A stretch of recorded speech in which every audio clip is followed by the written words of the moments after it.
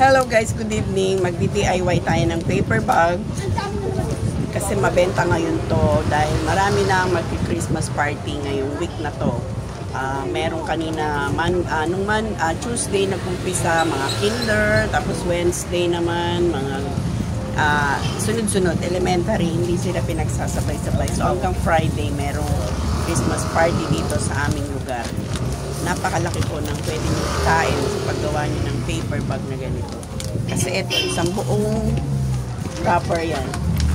Isang buong wrapper. Binibenta ko yan ng 20 pesos. Kasama na yung handle.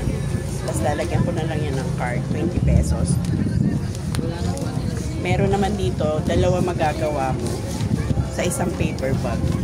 So, 15 pesos yan. So, 30 pesos lalabas niyan sa isang wrapper lang. Ang puhunan ng wrapper na ito is 3.50. Pero binibenta ko to ng 7 pesos kapag wrapper lang. 3.20. So, nag-charge nga tayong gumawa ng paper bag dahil syempre mas malaki ang ating kikitain ito. Kasi meron din namang nabibili sa Divisoria ng gawana pero mahal din ang puhunan nila. Nasa 7 pesos ang isang ganito, 8 pesos, mga ganito. Tapos yung ganito nasa 10 pesos. So ako na lang gagawa, mas malaki pa yung ating kikitain. Marami na po tayong nagawa nito.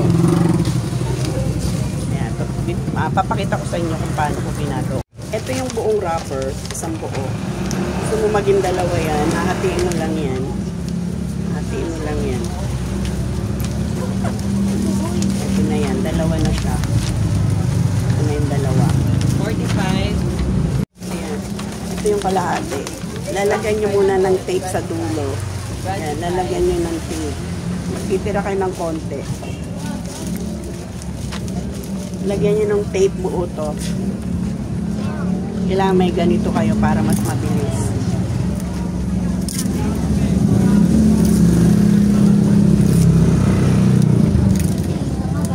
Pag nalagyan nyo na, plug nyo yan, pantayin nyo.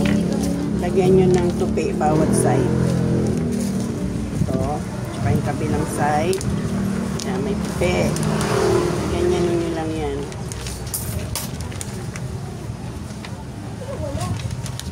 Parang lalagyan nyo siya ng ganyan sa dulo. Kabilaan.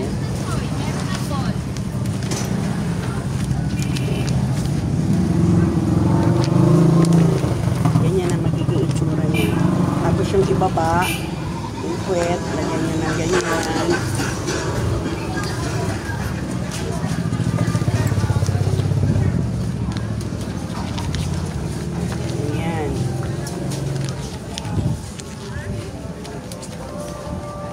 Magiging itsura niyan. Lagyan nyo ng tape. Ayan. Tapean nyo yan.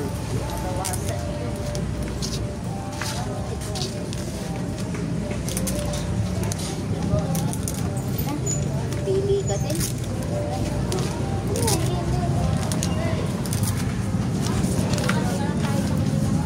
Tapos, ganyan. Ipapuncher nyo na yan. Puncher. Yan. Saka nyo lalagyan ng handle. Ganitong handle. 15 pesos na yan. Pag ito naman sa buo, ganun din. Yung isang buo, lagyan mo rin siya ng sa dulo. Lalagyan mo lang din siya ng tape. Magano challenge eh? Mabilis akong matapos ay mabilis akong gumawa. Bilis ang kamay natin. Ayan na. Yung mga side na. Tayo sa ilalim.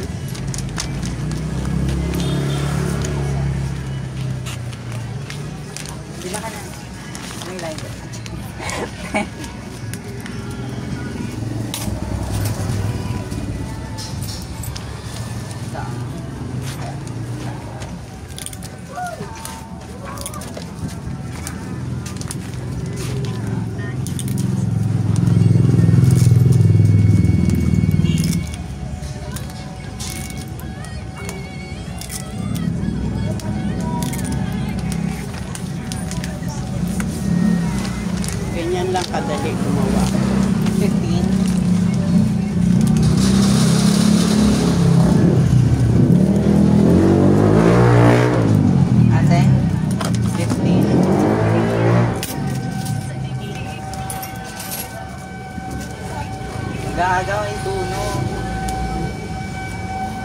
Paskong Pasko.